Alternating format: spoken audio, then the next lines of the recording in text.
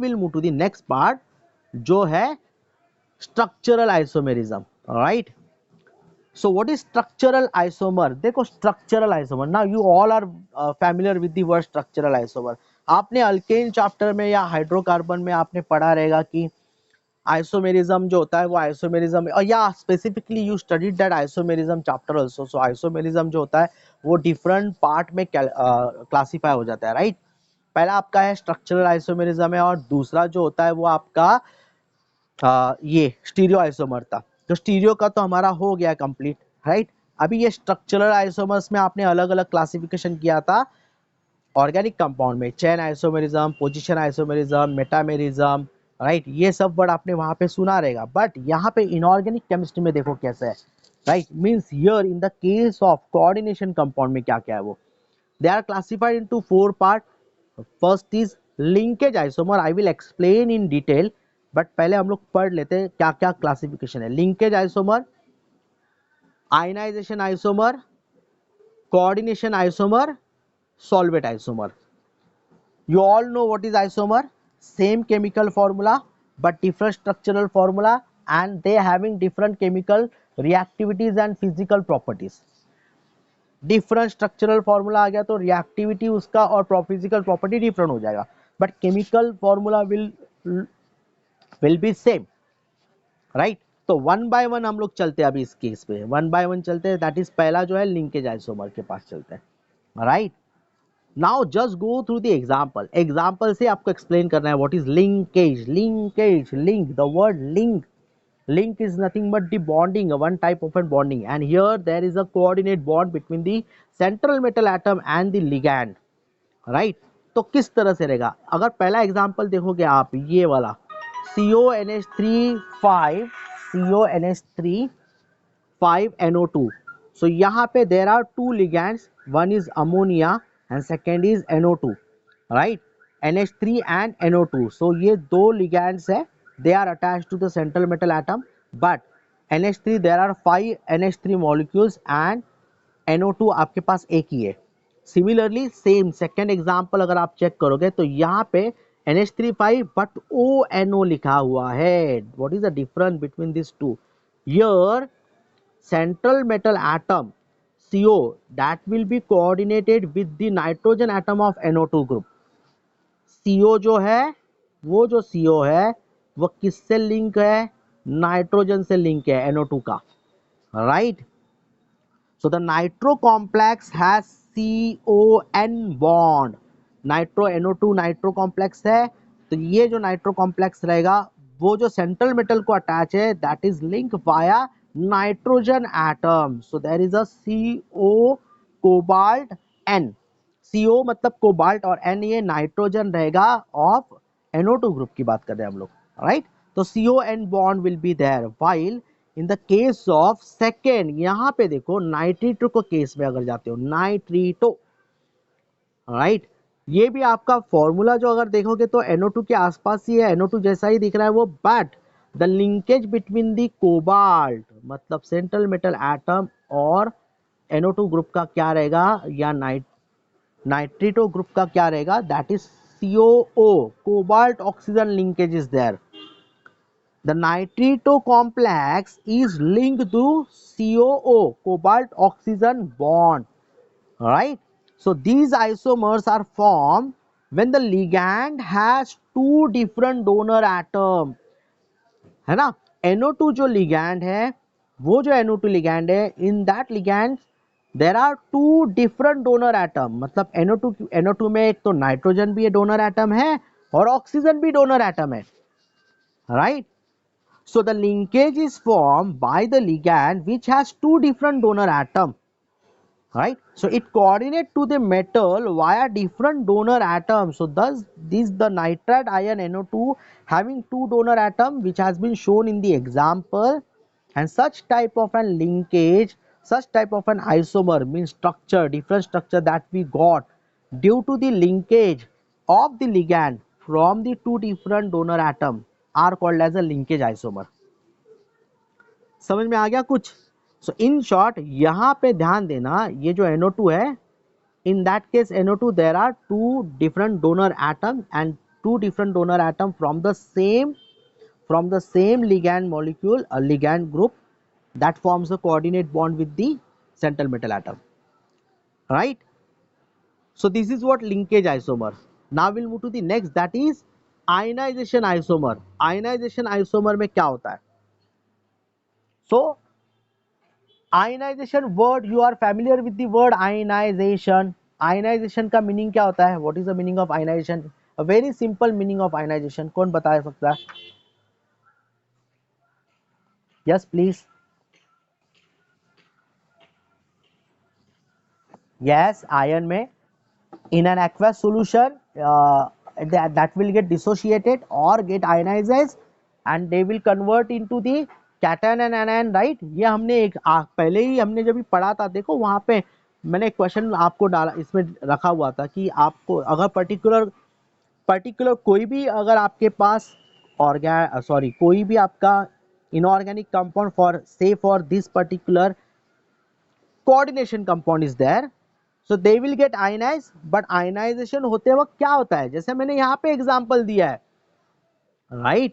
So here first and second example, मतलब ये first and second जो आपका एग्जाम्पल, पहला एग्जाम्पल देखो क्या है, CONH3 5SO4Br। यहाँ पे दो पार्ट है, एक तो कॉम्प्लेक्स स्फीयर है, आप जिसको बोलते हो ब्रैकेट कहते हो आप, स्फीयर ब्रैकेट, और दूसरा काउंटर आयन है, राइट, Br। अभी ये काउंटर आयन एनायन बन जाएगा क्योंकि वो बाहर है कॉम्प्लेक्स के और राइट साइड में गया हुआ है, और ये आपका कैटायन बनेगा कॉम्प्लेक्स, राइट? तो एक cation, when we dissociate in an water, मतलब उसको अगर डिसोशिएट कर लिया या आयनाइज कर लिया तो क्या होगा, ये जो पहला वाला जो कंपाउंड है ना, वो देखो, इसको देख लीजिए, Br माइनस में, एंड ये आपका कैटायन बन जाएगा कॉम्प्लेक्स CONH3 5SO4 प्लस, ये बन गया कैटायन और ये बन गया एनायन, राइट?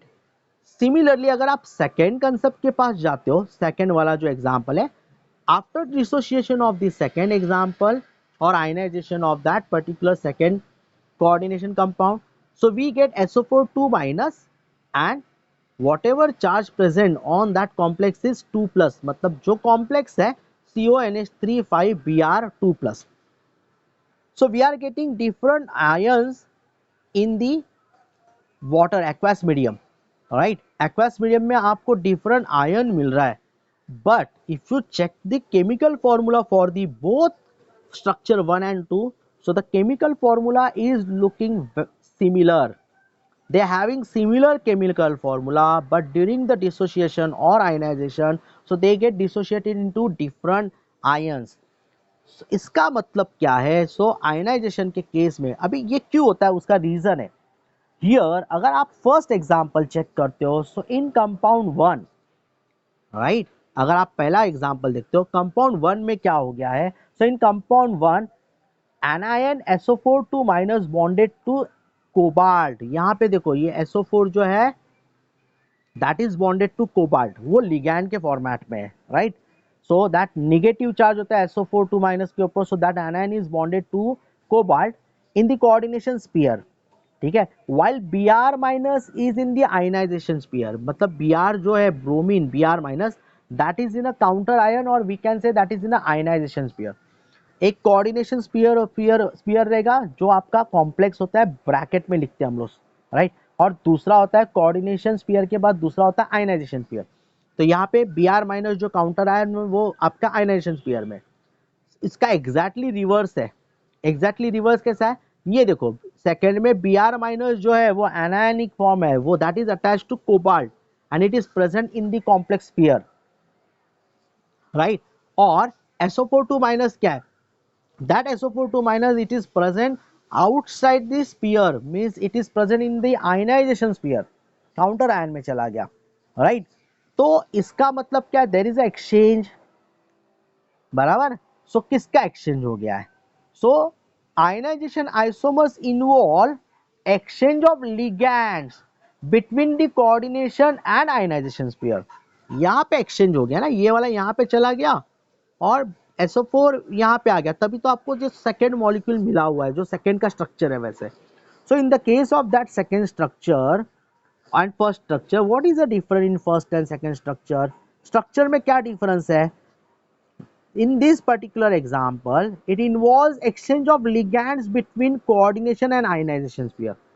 Coordination pair और ionization pair जो है इसमें ligands का exchange हो गया है बस, and because of that we got the two structure, दो अलग अलग स्ट्रक्चर मिला है जिसका केमिकल फॉर्मूला सेम है, केमिकल फॉर्मूला सेम है but the structural representation is different and that different structure is obtained due to exchange of ligand between coordination and ionization pair. Okay, समझ में आ गया? So first and second are the example of ionization isomer. So any doubt ionization isomer में? कुछ doubt है अभी? Please आ गया ध्यान में? आपको एग्जाम्पल देखना पड़ेगा और आप एक दो बार रीड करना पड़ेगा, एक दो बार रीड करोगे तो हो जाएगा, आपको पता चल जाएगा. Next is coordination isomer, that is also very important. Coordination isomer ये थोड़ा सा इंपॉर्टेंट पार्ट है. So here in the case of coordination isomer होता क्या है, अगर आप चेक करोगे so there are two complexes. ये एक, अब फर्स्ट एग्जांपल देख लीजिए. In the first example in the case of coordination isomer, right, ये कैटायनिक पार्ट है और ये एनायनिक पार्ट है. ऑब्वियसली पहले हम लोग कैटायन लिखते हैं, बाद में एनायन लिखते हैं in an inorganic compound, right. तो ये एक जो स्पीयर है आपका CONH36 और दूसरा जो कॉम्प्लेक्स स्पीयर है वो CrCN6 है, right. So in the first example, first part, ये जो फर्स्ट bracket belongs to cationic complex और दूसरा ब्रैकेट जो है that belong to anionic complex, right. उसी का सेकेंड एग्जांपल देखो. First part is cationic complex and second part is anionic complex. Both cation and anion they are present in the complex format. मतलब दोनों के दोनों जो है वो coordination sphere में लिखा हुआ है, cation भी और anion भी. So cation and anion both are in the complex sphere, right? Bracket में है वो. तो डिफरेंस क्या है फिर? यहाँ पे सेंट्रल मेटल एटम कोबाल्ट है और लिगैंड है NH3. यहाँ पे सेंट्रल मेटल एटम क्रोमियम है और लिगैंड है CN6, राइट.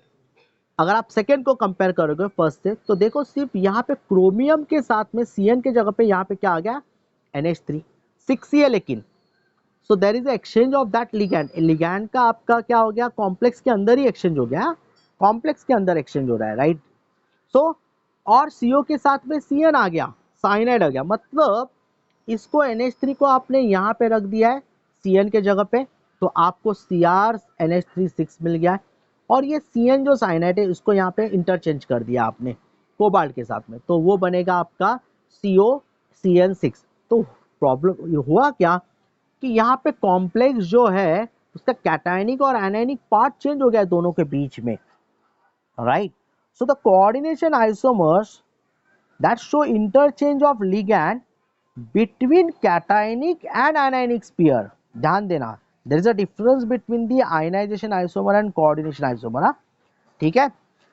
coordination isomer में क्या होता है, whatever interchanges of ligand take place, so the interchange of ligand between the cationic and anionic pair of the different metal ions.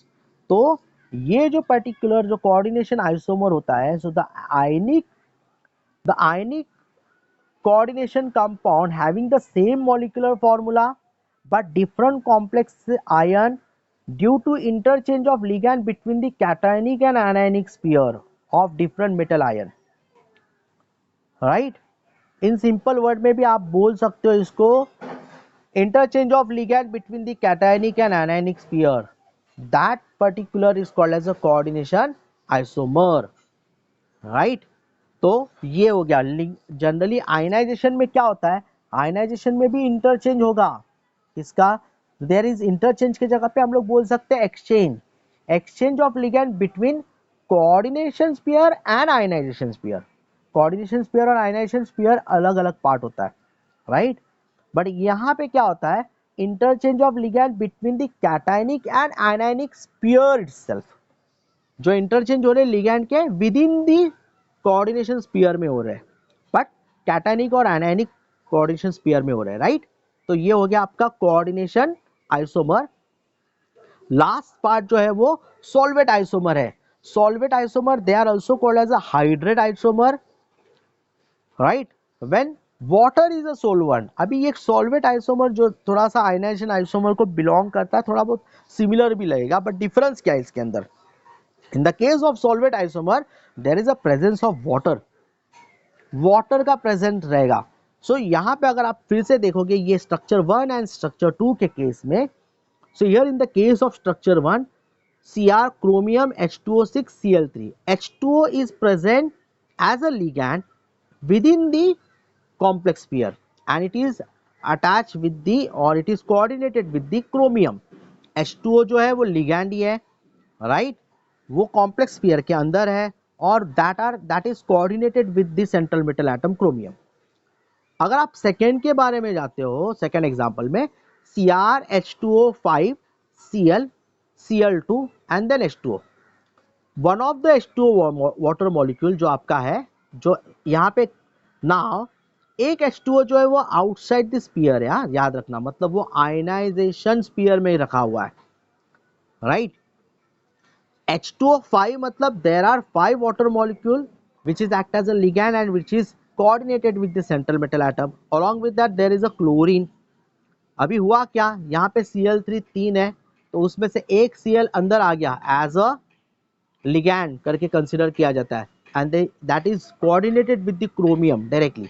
While Cl2 जो है, Cl2 दो मतलब 3 में से 2 क्लोरीन को बाहर रखा है तो वो काउंटर आयन में चला गया, राइट, आयनाइजेशन स्फीयर में चला गया. तो अगर आप देखोगे फर्स्ट और second, so the chemical formula is totally same. What is that chemical formula में क्या क्या करोगे आप? क्रोमियम कितने हैं, H2O कितना है, क्लोरीन कितने हैं. क्रोमियम 1 है, H2O 6 है और क्लोरीन 3 है पहले के केस में, और दूसरे के केस में भी सेम है. There is 1 chromium 6 H2O and 3 chlorine, but the position of that chlorine and H2O, one of the chlorine and one of the H2O is changed, right.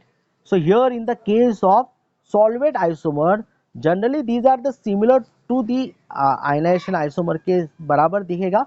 So in compound 1 अगर आप check करते हो solvent के case में, ये वाला compound 1, so in compound 1 the solvent water is directly bonded to chromium as I told, while in compound 2 H2O appear as a free solvent molecule, right.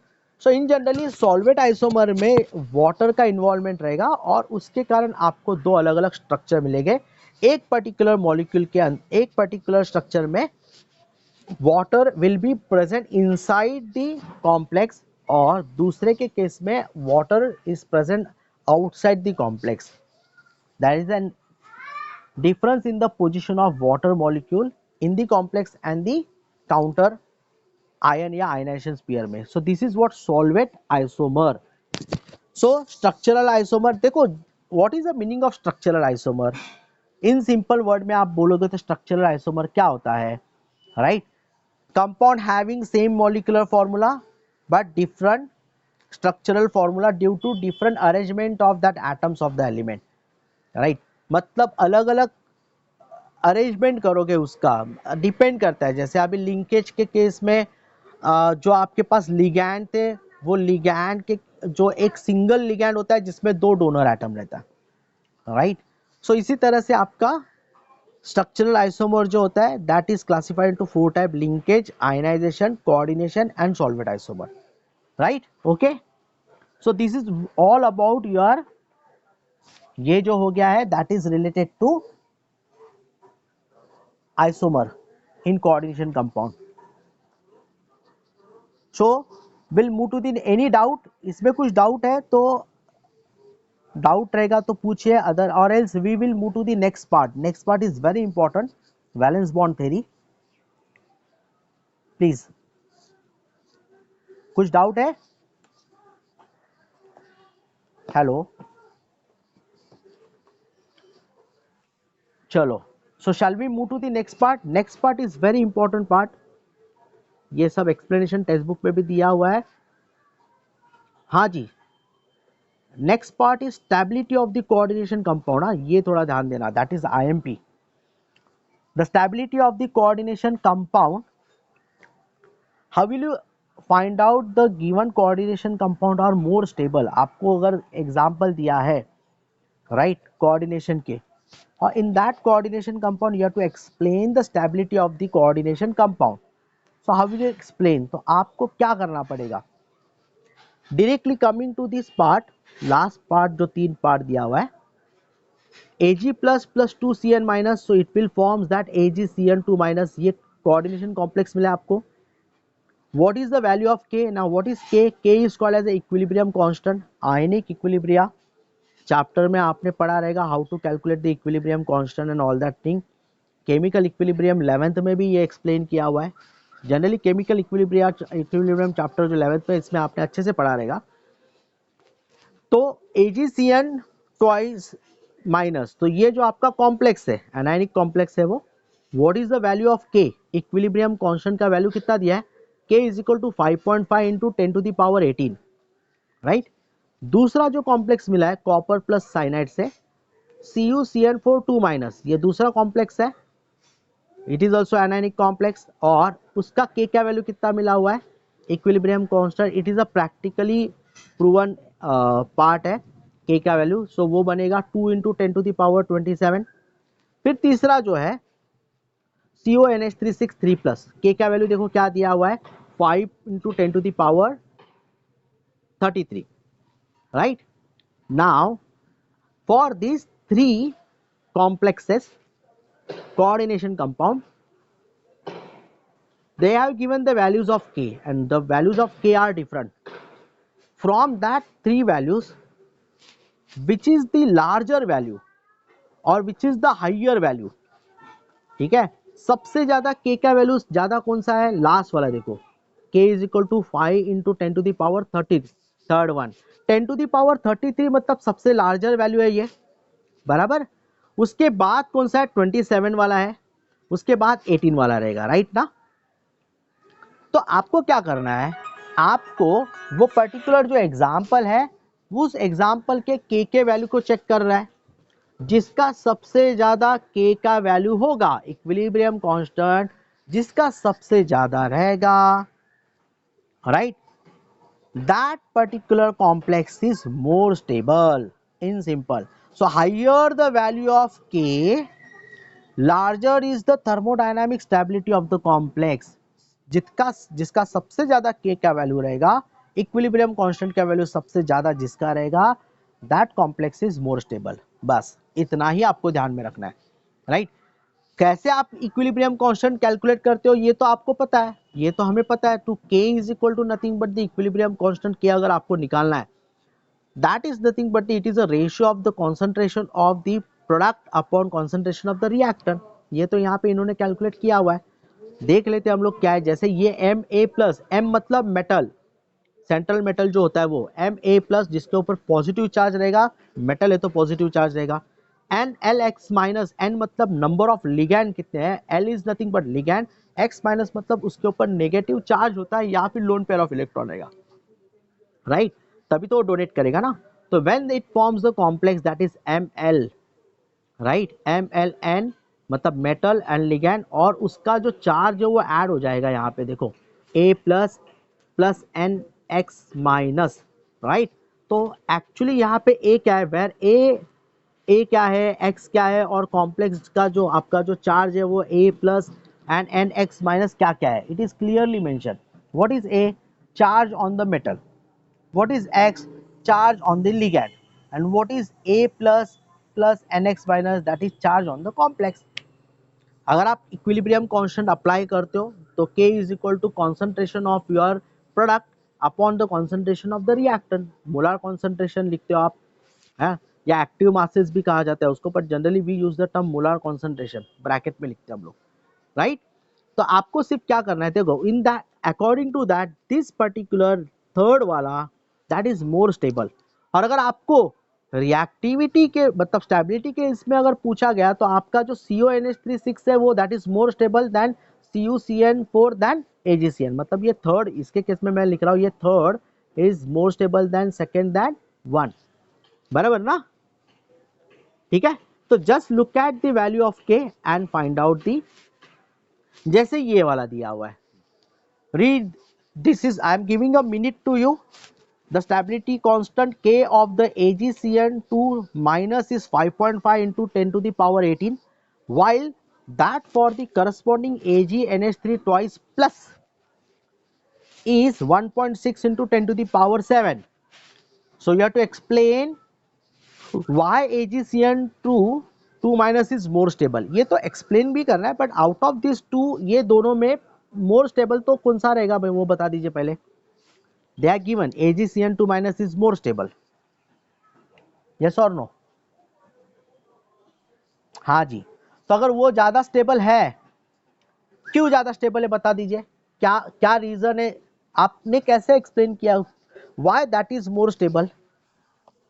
के की वैल्यू ज्यादा है, बस ये तो हमें इतना ही देखना है. के की वैल्यू ज्यादा है, किसकी के की वैल्यू ज्यादा है, AgCN2 माइनस की. उसका 5.5 इंटू 10 टू दी पावर 18 है और इसका 10 टू दी पावर 7 है, तो उसका ज्यादा वैल्यू है तो ऑब्वियसली वो ज्यादा स्टेबल बन गया, सिंपल. बट उनका दूसरा कहना क्या है कि explain why AgCN2 minus more stable. Now ligand कौन सा है, यहाँ पे Cn है, साइनाइड है, और यहाँ पे NH3 है, right. So Cn minus is a stronger ligand than NH3.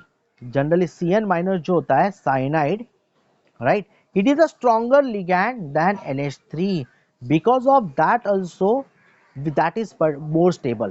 तो यहाँ पे nature of ligand जो होता है ना, that is also factor that affect the govern or that effect or that govern the stability of the complex. ठीक है, तो nature of the ligand भी होता है. अगर strong ligand रहेगा तो वो ज्यादा करके stable बनता है, क्योंकि strong ligand has a good tendency to donate the electron pair ना, बहुत easily donate कर लेगा वो. सो इसलिए वो strong ligand बनता है, राइट. सो ये हो गया आपका